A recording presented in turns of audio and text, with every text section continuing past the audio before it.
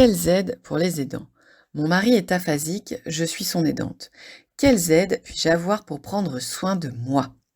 Il y a 2 ans, Bernard, le mari de Marianne, a été victime d'un AVC, accident vasculaire cérébral. Il souffre d'aphasie, un trouble du langage qui l'empêche de s'exprimer et de comprendre, et d'une paralysie de tout le côté droit de son corps. Du jour au lendemain, Marianne a dû apprendre à aider son mari dans les gestes quotidiens, les démarches, les rendez-vous médicaux. Elle a dû également gérer toute la vie quotidienne du couple. Qui sont les aidants? En France, en 2017, on compte 11 millions d'aidants familiaux. Les aidants familiaux sont des personnes qui viennent en aide à leurs proches malades ou en situation de handicap, de manière non professionnelle, pour accomplir des activités de la vie quotidienne. 58% des aidants sont des femmes. Le quotidien devient plus lourd. Ces accidents de vie constituent un bouleversement dans le quotidien d'une famille. Mon mari peut difficilement réaliser des activités de la vie quotidienne. Il a le côté droit de son corps qui est paralysé. Il ne peut plus ni se doucher, ni s'habiller seul. Il a besoin que je l'aide. Je dois également préparer ses repas, gérer ses rendez-vous et l'accompagner dans tous ses déplacements. Ceci est très usant physiquement et je me retrouve souvent fatiguée. J'ai davantage de douleurs physiques. Par ailleurs, la communication entre nous est difficile. Je peux avoir du mal à comprendre ses besoins et cela génère chez lui beaucoup de frustration. L'ambiance se dégrade et j'ai parfois l'impression de ne plus vivre avec l'homme que j'ai épousé. Tout cela est fatigant émotionnellement. En plus de la charge physique, l'impact psychologique est conséquent. La charge mentale de Marianne est conséquente. Son sommeil est également abîmé. Elle doit penser à tout et ne rien oublier. Son mari Bernard faisait beaucoup de choses à la maison et il était très sociable. Il a toujours été investi dans différentes associations. Aujourd'hui, il faut accepter qu'il ne puisse plus avoir la même énergie. Marianne doit désormais reprendre son rôle en plus du sien. Le plus lourd pour moi est de le soutenir moralement. Mon mari est souvent inquiet, désorienté. Je dois le rassurer, être très présente pour lui, de jour comme de nuit. Devenir aidante a eu un impact sur la vie de Marianne.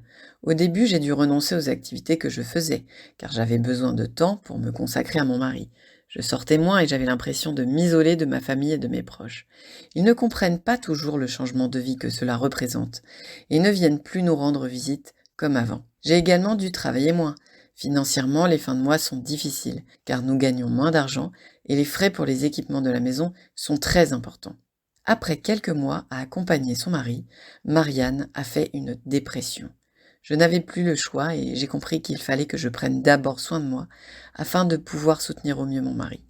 Pour lui, comme pour moi, il devenait important que je puisse reprendre des forces mentales et physiques afin de pouvoir tenir le coup. J'ai donc cherché des solutions pour avoir du temps pour moi.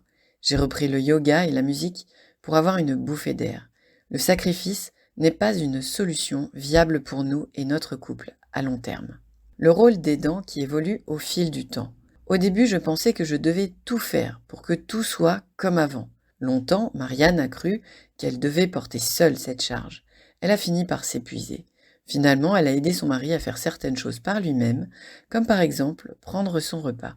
Bernard pouvait lire le journal pendant qu'elle prenait du temps pour elle. Je le laisse faire les choses dont il est capable. Il a appris à devenir de plus en plus autonome et cela m'a soulagée petit à petit. De plus, pour soulager la charge physique, Marianne a pu compter sur des professionnels. Grâce au travail avec une orthophoniste, son mari peut s'exprimer plus facilement, ce qui lui permet de communiquer sur ses besoins. Le couple se comprend mieux et Marianne perd moins d'énergie à comprendre ce dont son mari a besoin. Les kinésithérapeutes viennent rééduquer son mari à domicile, mais cela ne lui suffit pas pour retrouver son autonomie. Il a fallu également réaménager l'intérieur de leur maison. Pour cela, elle a été accompagnée par des ergothérapeutes afin de changer la disposition de sa maison pour qu'elle puisse accueillir un lève-malade, modifier les équipements de la salle de bain pour que la douche soit plus accessible et facile à prendre. Des auxiliaires de vie viennent également prendre le relais lors de la toilette et des repas. Ce moment me permet de prendre un temps pour moi dans la semaine et me permet de sortir un peu de chez moi. C'est une bouffée d'oxygène de quelques heures. Marianne a découvert des aides financières pour faire aménager leur maison avec un ergothérapeute. Pour les petits déplacements, Bernard a accès, grâce à la mairie, au bus à la demande. Bernard conserve une certaine autonomie. Il a fait une petite course et il est rentré avec un petit bouquet de fleurs pour Marianne. La vie peut reprendre, même avec un handicap. Pour prendre le train quand ils vont voir leurs petits-enfants, Marianne et Bernard ont sollicité un accompagnant SNCF. Il aide Bernard dans ses déplacements, le guide dans la gare et porte sa valise. C'est un vrai soulagement pour Marianne. Les voyages pèsent moins sur la charge mentale de Marianne. Des aides sociales et financières. Marianne a pu trouver de l'aide auprès des associations. Les associations d'aidants, la FNAF, France AVC, Aidants, APAMP, ont des antennes dans les différents territoires. Dans ma région, j'ai pu assister à une formation proposée par la CNSA pour les aidants des personnes aphasiques, animée par des orthophonistes et des psychologues. Cela m'a permis de rencontrer d'autres aidants et de me rendre compte que des solutions existaient pour nous. Ce sont également ces associations qui m'ont aidé à accepter qu'il fallait que je sois accompagnée pour ma dépression. Marianne a pu bénéficier d'espaces de répit. Elle a parfois besoin de prendre quelques jours pour s'absenter de son domicile et a la possibilité d'héberger son mari pour de courtes durées auprès de professionnels qui peuvent l'accueillir et s'occuper de lui. Marianne a été reçue par son centre communal d'action sociale qui l'a orientée ensuite vers la MDPH, la Maison du handicap. Dans notre situation, nous avons appris que nous pouvions bénéficier d'aides financières afin de financer les équipements et matériels nécessaires. Nous pouvons prétendre à une allocation adulte handicapé afin de soutenir les frais que nous avons. Il est essentiel de reconnaître le rôle des aidants auprès des personnes malades et en situation de handicap. Ce rôle, qui n'est pas choisi, a de lourdes conséquences physiques et psychologiques qu'il faut prendre en compte. L'aidant doit conserver sa santé physique et mentale pour lui-même ainsi que pour soutenir son proche. Il existe des solutions d'accompagnement et de soulagement, l'intervention des professionnels, des associations d'aidants, des aides financières et sociales et des formations d'aidants.